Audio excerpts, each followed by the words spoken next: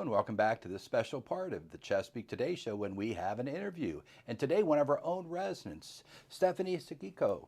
Stephanie, great having you with us today. And boy, I remember when you and we first chatted, got to know each other. How long have you been at the Chesapeake now? About 6 months. 6 months, fantastic. Well, I've seen you involved in so much, but before we get there, residents always love to learn a little bit more about each other. Why don't you share with us your background, where you're originally from, and any of your early life you'd like to share? Okay, well, I'm from Chapel Hill, North Carolina, and I've spent the last really 30 years in Norfolk, where I taught at the Old Dominion University. I taught in the English department, and I also taught high school, a couple of years of high school during that time. And I'm just a great believer in writing to help people express themselves, to help them free up themselves to. I've just seen in my experience so much that writing can do for people, and I'll have students. I had students come in saying, "I can't write. I don't like to write," and what I found was by the end of the class, these students were writing and enjoying it and writing well, and that's what I'm hoping for this club. And it's not important that people be able to write well. What's important is that they come to the class with an open mind and understand that there is no pressure. I'll have at the beginning. Oh, John has done a great job of this, incidentally, of making suggestions and giving prompts, but I'll make suggestions, but the writers, the residents will not have to follow those suggestions. They can write anything they want, and I just want them to know that there is no pressure whatsoever. And what I want them to understand is they could even write something and decide not to share it. As long as they are writing. I have used writing as really can be actually therapeutic. It helps get out those things that maybe are buried in your past that need to be expressed. And I just think that anyone can enjoy it, and that we need more people to join. That's wonderful. Well, I hear a very strong invitation and encouragement, because I think both from your years of teaching as well as just witnessing residents here, so much to contribute. They have so much to express, and for them to give them this opportunity of doing so, I've heard some of the writings and listened to them, and wow, residents have done really well. Is something that goes back a few years. When we had our 50th anniversary, we actually had a writing competition sort of reflecting on the first 50 years of the Chesapeake, and both residents and team members contributed. Sometime we ought to let you all see a couple of those works, as hopefully we've got those in our archives, but it was fun, and it was just, it's something like that could occur again, maybe for a different reason. Next year's our 55th. But it was fascinating to listen to a team member write almost a poem about their expression. So anyways, a lot of possibilities, and you're going to be a wonderful instructor, wonderful mentor, just a supporter. So I want to go back, because I remember when you and I first met, I was just so impressed with you. Are a very talented, well-educated woman. Refresh my memory, where did you get your undergraduate degree from? Well, actually, I got my undergraduate degree from Goucher College. I got my graduate degrees from Johns Hopkins, University of Wisconsin, and Old Dominion is where I got my PhD. And the master's was in what level? I mean, what was the specific curriculum? One was literature, one was creative writing. Yeah. And my PhD was in education. Yeah. So, when I hear of those things, and again, you, like so many of our residents, very humble, because you have remarkable degrees. I mean, that's just extraordinary what you've accomplished. But you're so gifted and well prepared to help people to come along. And I think you being one of the residents who feel natural, but all at the same time realizing you have such a person to benefit from. As little encouragements, little things you can give them will be wonderful. So very neat. Appreciate you sharing yourself and stepping up and helping, because I know, as you said, John's done a nice job. He had a passion for it, but I think he realized you could really then help us move, progress, and we'll get more people involved.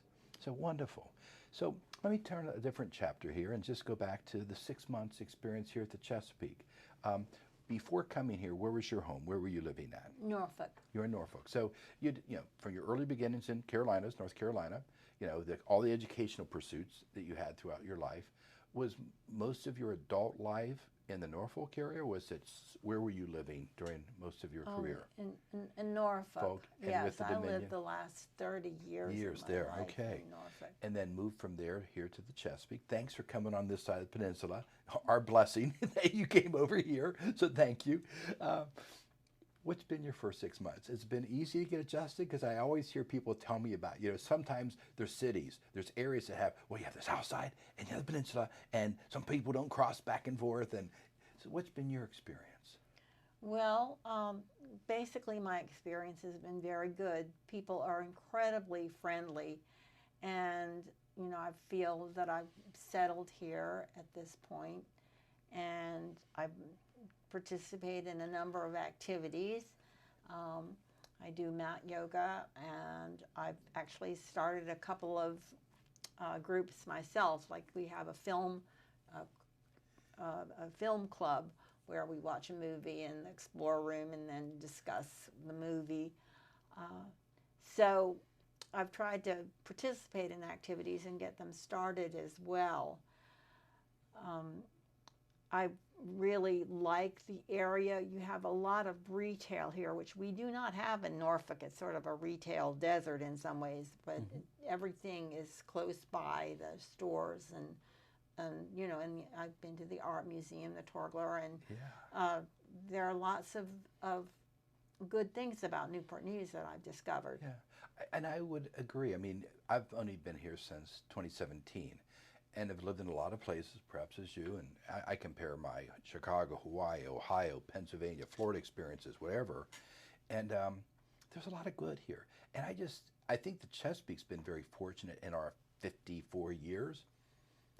A lot of Newport News has come alive up in our area, Yes. With the tech center and all the shopping and retailing there, the restaurants, a lot of nice stores.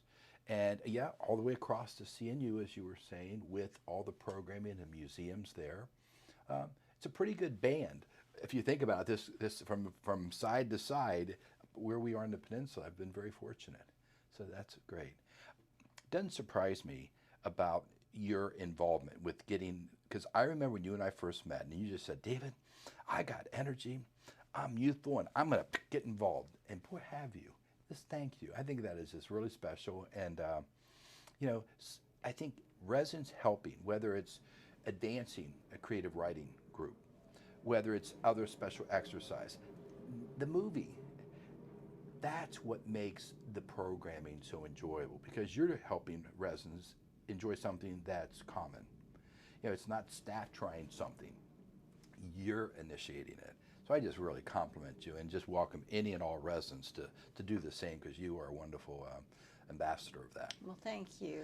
Yes. And residents need to know that they have their own stories to tell.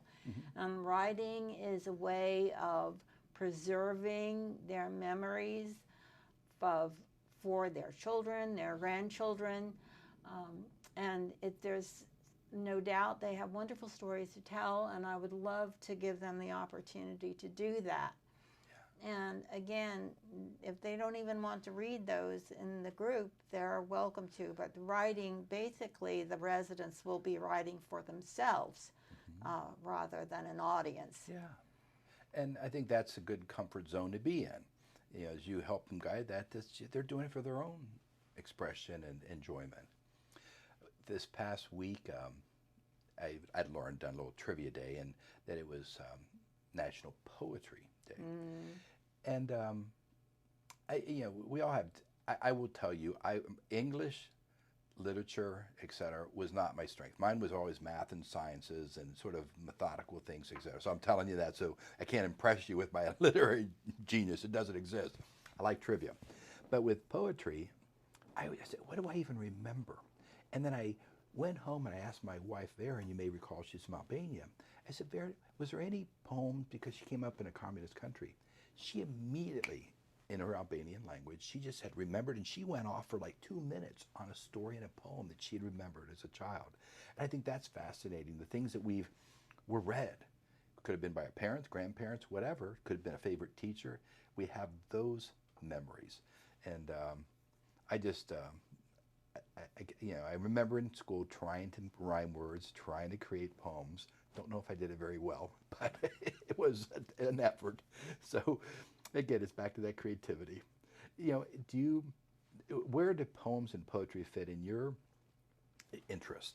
Because, there's stories, there's short stories, there's all these different things. Where's poetry fit in? Well, I mostly do write poetry rather than fiction or prose. And poems, for one thing, people need to get over the notion that poems have to rhyme. Okay. They do not have to rhyme. And they can be about anything, small or insignificant. I wrote a poem about my cat, for example. There doesn't have to be any huge, grandiose emotion or concept that people are writing about. They can write about very ordinary things, and that's been my experience, that some of my best poems have come out of relatively commonplace experiences. And I want people to know that, that they can write about anything at all, about a person, about a place, a memory, anything at all. Yeah, very fascinating. I think that's the encouragement, and that in itself is so inviting for people to know that there is really no limits. There's no boundaries. It's what you express yourself. So fascinating. I remember John, I don't know what, he had some approach where he's trying to get people to write a short story like in so many words. I mean, it was like a really small amount of words. It was still a message. It was a story. And that was fascinating when he had shared that idea with me. So good. When it comes to your favorite authors, anyone that you have enjoyed or any person you've always admired in their writing? I'm a big fan of Walt Whitman. Yeah, I think he's the quintessential American poet. He really expresses the American experience. And so I'm very fond of him. I like W.B. Yeats just because his poems are so lyrical and they just show an amazing imagination. And I have actually participated in a sort of a performance of Yeats' poetry, and actually that is possible. Yeah. Because of the diversity of his poems. So let's see, my third maybe favorite poet is T.S. Eliot. He is a little more difficult to understand, and yet there's a spiritual aspect to his poetry that I really appreciate. Mm-hmm. So those are my favorite poets. Well, I know their names. I don't know their works. So at least I feel a little bit. So, but wow. And I knew that Walt Whitman just didn't make candy. Whitman is like, hey, no, he was a good poet. I remember that. Okay. So fun. That's fascinating. I happen to, I'm one that so often I listen to rhythms. And it probably when you said lyrical, that struck a bell with what I remember. But lyrical, those that do rhyme, those that don't. But it's just, and sometimes it's even the person reading or expressing it. It captivates you. Fascinating to think about, having a time with residents reading. Maybe not their own, but maybe others, because it's almost like a little reading theatrical group. Not that it's theater, but they're just expressing. That would be a neat thing to put together, and always possible. Yeah. Yes. So, and the thing that I don't know where do songwriters fit in? Because songwriters, they not it's shallow typically. Their stories. Some have done better, and I can think back to, some in my life, and there's a few of them that Gordon Lightfoot and a few others that actually had some stories within their songs. Right. That I've enjoyed. Right. Today's, I'm not quite sure it's there. There's a lot of just noise. But there were some. And, Yes. and I think it's fascinating, those people who attempt to write a story but then put it to music. Right. And Right. yeah, so yeah. Yes. Oscars and Hammerstein was a favorite of mine when it comes to musicals. And I think about some of those old-time musicals, those Broadways, they did have some nice words to them and stories. So fascinating. Yeah, so many times when my students would say, "Oh, I don't like poetry," I would say, "Well, do you like songs?" And of course, all of them would say yes. And I would say, "Well, lots of songs are poems," and Yeah. that was a good way to get their interest. Yeah, absolutely. Fantastic. Well, I can only imagine how many students, how many lives you touched during your career. And just, I'm sure there's a lot of people out there with special gifts because of time with you. And that's pretty amazing. I always admire that in teachers, professors, and folks like you. And for you now to share a little bit of that with other residents, your neighbors here, that's special. So thank you.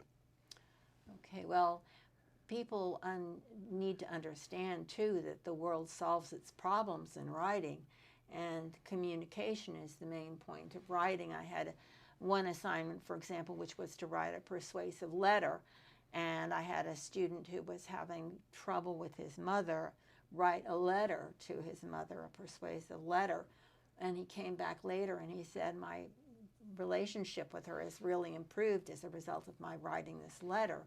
And so writing can fulfill all kinds of functions, and persuasion is a very important aspect of it. Fascinating. Wow. I'm listening and just saying, oh my gosh, I think even when it comes to our managers and creating relationship with their employees, whew, you could teach us, because it's if we can put it in paper, perhaps more succinctly, then have the conversation with the team member, we will persuade, motivate, encourage, praise, all the things we should be doing. That's what I tell people is you may not consider yourself a writer, but everybody has to write in any profession. You know, it's not just limited to writers sitting in a room by themselves. Yeah.